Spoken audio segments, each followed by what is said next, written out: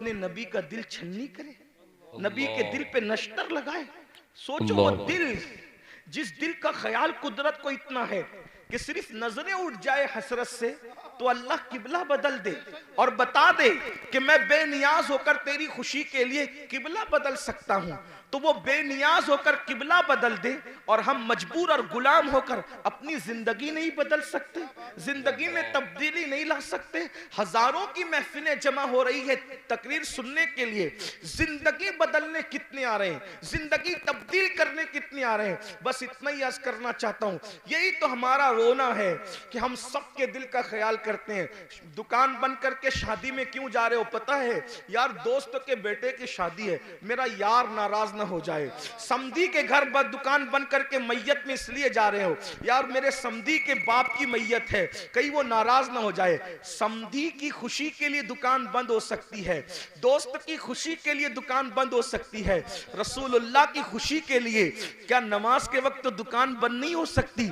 बताओ तो सही मुसलमानों, सबकी खुशी का ख्याल कर रहे हो, नबी की खुशी का ख्याल कब करोगे? सबके ही बुलावे पर जा रहे हो, नबी के बुलावे पर कब आओगे? ये मौजिन जो 5000 रुपये को तुमने रखा है, ये उसकी आवाज नहीं है, आवाज उसकी है, मगर वो नबी का नुमाइंदा बनकर तुम्हें बुला रहा है।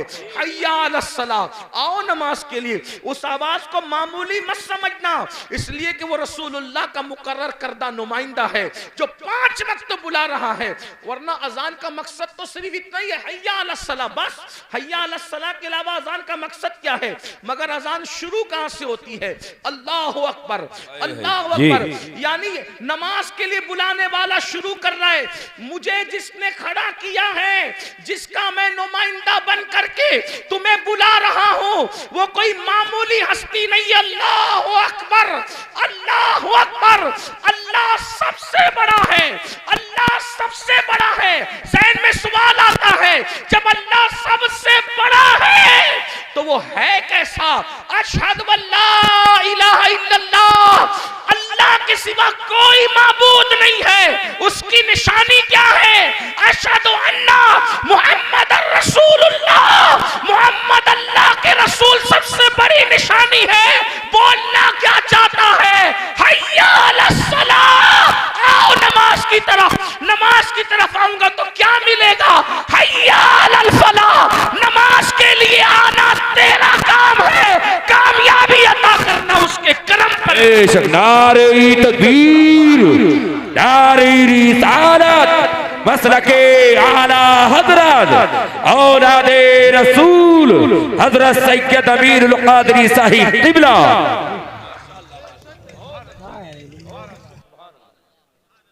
फलाह अरबी लुगत में इतना जामे लफ्ज है कि हर कामयाबी को यह समेट लेता है। जिसमें हर कामयाबी आ जाए उसी को फलाह कहते हैं। फलाह से बढ़ जामे कामयाबी के लिए कोई लफ्ज नहीं है। और अजान में मुकर्रर है हय्या अलल फलाह। दौलत की कामयाबी चाहिए, नमाज की तरफ। औलाद चाहिए, नमाज की तरफ आओ। इज्जत चाहिए, नमाज की तरफ आओ। बुलंदी चाहिए, नमाज की तरफ आओ। हुकूमत चाहिए, नमाज की तरफ आओ। तिजारत चाहिए, नमाज की तरफ आओ। उम्र में बरकत चाहिए, नमाज की तरफ आओ। हत्ता के याद रखना, बड़े से बड़ा लीडर जमीन पर चमचे पालकर बाजारी इज्जत तो हासिल कर सकता है, मगर कब्र में इज्जत हासिल करना किसी के बस का नहीं है। मगर नमाज वो अजीम सरमाया है जिसको पढ़ने के बाद आदमी कब्र में भी इज्जतदार हो जाता है। शर्त यह कि सीने में इश्क रसूल हो। मेरे इमाम कहते हैं नकीरैन करते हैं ताजीम मेरी, नकीरैन करते हैं ताजीम मेरी, फिदा हो के तुझ पे ये इज्जत मिली है। बेशक बेशक जी। नमाज पढ़ोगे तो कब्र में फरिश्ते भी इज्जत से पेश। आपसे आप कहते हो ट्रेन में टीसी इज्जत से पेश नहीं आता। मैंने कहा नमाज पढ़ा होता तो ऐसा नहीं होता, हुजूर से वफा की होती। यार कब्र में जब फरिश्ते इज्जत से पेश आ सकते हैं तो ट्रेन के टीसी की क्या हैसियत है? जो नबी से वफादारी फरिश्तों के दरमियान मुअज़्ज़ज़ बना दे, वो पुलिस के दरमियान मुअज़्ज़ज़ क्यों ना बनाएगी? वो मालदारों के दरमियान मुअज़्ज़ज़ क्यों ना बने? आप देखो बहुत सारे उलमा आपके दरमियान आते हैं, उनकी माशी हालत उतनी मजबूत नहीं होती जितनी तुम्हारी होती है, फिर भी तुम हाथ बांध के क्यों खड़े रहते हो उनके सामने? खुदा ने करोड़पतियों को एक आलिम के सामने हाथ बांध के क्यों खड़ा करवा दिया? अल्लाह बता रहा है, देख ले मेरे वफादार पर इनाम। यहां मालदारों को हाथ बंधवा दिया है और कब्र में नकीरैन इज्जत करते नजर। नबी से वफा तो करके देखो, सबके लिए वफा, हुजूर के लिए वफा नहीं। बात दूर निकली, अर्ज कर रहा था इब्तिदाई दौर है इस्लाम का, मदीने मुनव्वरा में सिद्दीक अकबर रावी है। सिद्दीक अकबर कहते हैं मुझे इतनी भूख लगी थी कि मेरे घर में कुछ नहीं था। सिद्दीक अकबर कहने, और कई दिन हो गए थे, तकरीबन कमोबेश 3 दिन। भूख से जब मेरा पेट खाली हुआ और कमर की तरफ लगने लगा तो मैंने सोचा चलो दोपहर की चिलचिलाती धूप है, चल करके किसी के घर कुछ खा लेंगे। दोपहर में जब मुझे कोई देखेगा कि अबू बकर दोपहर में धूप में कहां फिर रहे हो, तो फिर मैं कह दूंगा कि भूख लगी है, तो मुझे कुछ खिला देगा। इधर सिद्दीक अकबर निकले, उधर फारूक आजम से सामना हुआ। फारूक आजम और सिद्दीक दोनों ने एक दूसरे को सलाम किया और फारूक आजम ने पूछा, अबू बकर मेरे भाई, इस धूप में, चिलचिलाती धूप में क्यों निकले हो? इतनी धूप में तो तुम निकलते भी नहीं हो, क्यों निकले हो? सिद्दीक अकबर ने कहा, उमर मुझे भूख लगी है, 3 दिन का भूखा हूं, घर में कुछ नहीं है, इसलिए वो भूख मुझे घर से बाहर लाई है। लेकिन मेरे भाई उमर, तुम भी तो इस धूप में बाहर निकलते नहीं, तुम क्यों निकले हो? कहा मेरे भाई जो तुम्हारा हाल है वही मेरे घर का भी हाल है। 3 दिन से मैंने भी कुछ नहीं खाया, सोचा दोपहर का वक्त है, कोई मुझे देख लेगा, पूछेगा कि इस धूप में क्यों फिर रहे हो, तो कहूंगा भूख लगी है तो कुछ खा करके भूख को मिटा दूंगा।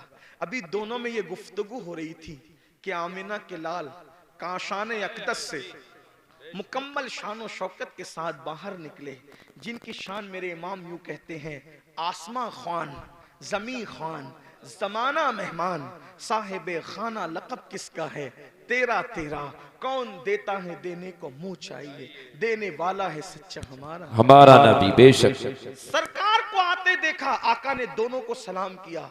दोनों ने अर्ज़ की, हमारे माँ बाप आप पे कुर्बान आका, इस चिलचिलाती धूप में आप बाहर नहीं तशरीफ लाते, आप इस धूप में कहां जा रहे हैं, हमें काम बता दे क्या है। आका ने फरमाया, अबू बकर उमर पहले ये बताओ तुम दोनों यहां क्या कर रहे हो? आका अलैहिस्सलाम ने कुछ कहने के बजाय फरमाया, तुम दोनों क्या कर रहे हो? दोनों ने नजर झुका के कहा, कासिम नेमत से या रसूल अल्लाह, 3 दिन से भूखे हैं, घर में कुछ मिला नहीं, बाहर आ गए, भूख बाहर लाई है कि हम कुछ खा ले किसी के यहाँ जाके। लेकिन आका आप क्यों बाहर आए? सरकार ने फरमाया, तुम्हारे घर में 3 दिन से चूल्हा नहीं जला, लेकिन इस वक्त मेरे घर में महीना भर हो गया, महीने भर से मेरे घर में चूल्हा नहीं जला है। मुझे भी भूख की शिद्दत ने बेताब किया, मैंने सोचा किसी के घर जाकर उसको नवाजा जाए और उसके घर जाके कुछ खाया जाए। सहाबा रोने लगे। यहाँ आगे बढ़ने से पहले एक जुमला कहता हूँ, सहाबा पर कुछ कमेंट करने से पहले ये कुर्बानियां भी सोच लिया करो कि क्या कुर्बानियां थी। आज दूसरों के देखा देखी अगर सुन्नी कहलाने वाले भी असहाब की तौहीन करें तो कितनी दुख की बात है। जो लोग मस्जिद का चंदा भी नोट देख कर देते हो हफ्ते में 1 दिन और इमाम को अपना गुलाम समझते हो, वो लोग कमेंट करेंगे उन सहाबा पर जिन्होंने इस तरह की कुर्बानियां दी, भूखे रहकर अल्लाह के दीन की खिदमत की। कभी सोचा, कभी गौर किया? हमसे तो 10 की नोट भी निकलती है तो देख के निकलती है, बल्कि बाज जालिम तो ऐसे हैं जहां नोट कहीं नहीं चलती, वो मस्जिदों में और मदरसों में चंदा देकर लोग चलाते हैं। ये हालात है, हंसने की बात नहीं है, ये बहुत दुख की बात है। और वो लोग किन पे कमेंट कर रहे हैं? जिन्होंने पूरी दौलतें दाव पे लगा, पूरी दौलत कुर्बान कर दी। हत्ता के सिद्दीक बावफा तो वो हैं जिसने तबूक के मौके पे कुर्ता भी चंदे में दे दिया और टाट पहन लिया, और जब पूछा गया कि कुर्ता क्यों दे दिया चंदे में, कहने लगे हम जंग पे जा रहे हैं और मैं जानता हूं मुसलमानों के पास शहीद को कफन देने के लिए कपड़ा भी नहीं है, अगर कोई मेरा भाई शहीद हो जाएगा तो अबू बकर का कुर्ता कफन के लिए काम आ जाएगा। ये उनके जज्बात थे मुसलमानों। हक जिंदा है तो हक की आवाज भी जिंदा रहेगी। और यही अहले सुन्नत का तुर्रा इम्तियाज है। हम जहां अहले बैत के बेदाम गुलाम हैं, वहीं पर हम सहाबा के भी बेदाम गुलाम हैं। और कुदरत ने हमें दो हाथ इसलिए अता किए हैं कि एक हाथ में असहाब का दामन है और एक हाथ में अहलुल बैत का दामन है। इसीलिए हमारा बेड़ा पार है। हमारे इमाम कहते हैं अहले सुन्नत का है बेड़ा पार, असहाबे हुजूर नज्म है और नाव है इतरत रसूलुल्लाह की। बेशक बेशक बेशक, सुभान अल्लाह सुभान अल्लाह। फारूक को आका ने फरमाया महीने भर से मेरे घर में चूल्हा नहीं जला। और जब निकले वहां से दोनों यार को लेकर एक सहाबी के बाग में पहुंचे। उसी बाग में उनका घर था। वो गए थे, बाग में खजूरें तोड़ रहे थे। उनकी बीवी को इत्तला मिली कि हुजूर आए हैं अपने दोनों यारों के साथ। जल्दी से शौहर को बुलाया। वो हुजूर की इत्तला सुनकर कुछ ताखीर से आए, यानी किस्म किस्म की खजूरें लेकर, ताकि हुजूर की मेज़बानी करें। हुजूर के आगे खजूरें रख दी और आका से अर्ज किया आका थोड़ी देर इंतज़ार करें, मैं भी खाना बनाता हूँ। जल्दी से बकरी ज़बह की और बकरी ज़बह करने के बाद जो है वो बोटियाँ रोटियाँ जौ की सामने रखा। अल्लाह के रसूल ने रोटियाँ और बोटियाँ देखी तो देखने के बाद खाना देखते रह गए। कासिम नेमत खाने को कुछ देर तक देखते रह गए। सहाबा ने इसकी आका जो है वो शुरू फरमाए, खाने का आगाज फरमाए। तो आका ने उस सहाबी जिसके घर में हुजूर बैठे थे कहा अगर इजाजत दो, हुजूर दुनिया को पैगाम दे रहे हैं, फरमाया अगर इजाजत दो तो इस खाने से कुछ निकालना चाहता हूँ। रोटी उठाई जौ की, उस पे कुछ बोटियां रखी और बोटियां रखकर आंख में आंसू आ गए। फरमाया कि जितने दिन से मैं भूखा हूं उतने ही दिन से मेरी बेटी फातिमतुज ज़हरा भी भूखी है। जितने दिन से मेरे घर में चूल्हा नहीं जला है उतने ही दिन से मेरी बेटी फातिमा के घर चूल्हा नहीं जला है। जब ये ताज़ा खाना मेरे सामने आया तो मुझे मेरी बेटी फातिमतुज ज़हरा की भूख याद आ गई। एक काम करो, पहले उसे ले जाकर दे दो, मेरी बेटी खा ले, उसके बाद मैं खाऊंगा। और वो खाना जब सैयदा के घर पहुंचा उसके बाद हुजूर ने खाना खाया। इतना पूरा वाकया इतना लंबा चौड़ा बयान करने के लिए एक ही वजह थी कि एक जुमला बयान करना था। हुजूर ने वो खाना खाया और खाने के बाद फिर हुजूर की आंख में आंसू आ गए। हुजूर रो पड़े। सहाबा ने पूछा या रसूल अल्लाह जब भूखे थे तो नहीं रोए आप, और आप अब खाना खा के क्यों रो रहे? भाई रोना तो आदमी को भूखे पेट आएगा ना कि मेरे पास खाना नहीं है, खा के रोने का मतलब क्या? अब आका ने जो फरमाया यही एक जुमला पढ़ने के लिए इतना बड़ा वाकया मैंने पेश किया। गौर से सुनना। आका इरशाद फरमाते हैं अल्लाह ने कितना लजीज खाना हमें खिलाया ना, बकरी का गोश्त और जौ की रोटी। सैयदुत ताम है, ये खानों का सरदार है। कितना लजीज खाना अल्लाह ने हमें खिलाया। अब मैं इस पे रो रहा हूं। अगर क़यामत के दिन अल्लाह मुझसे इस खाने के बारे में सवाल करेगा तो मैं अल्लाह को क्या जवाब दूं? कौन कह रहा है?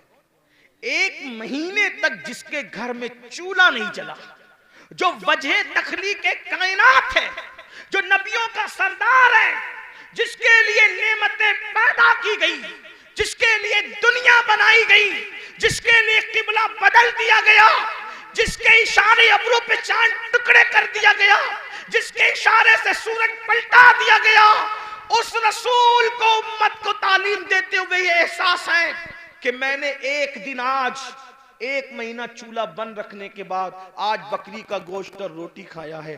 अगर अल्लाह मुझे इसके बारे में पूछेगा मैं क्या जवाब? हालांकि हुजूर अलैहिस्सलाम से कोई सवाल नहीं होना, वो तो शाफ़ी यौमुन नुशूर है।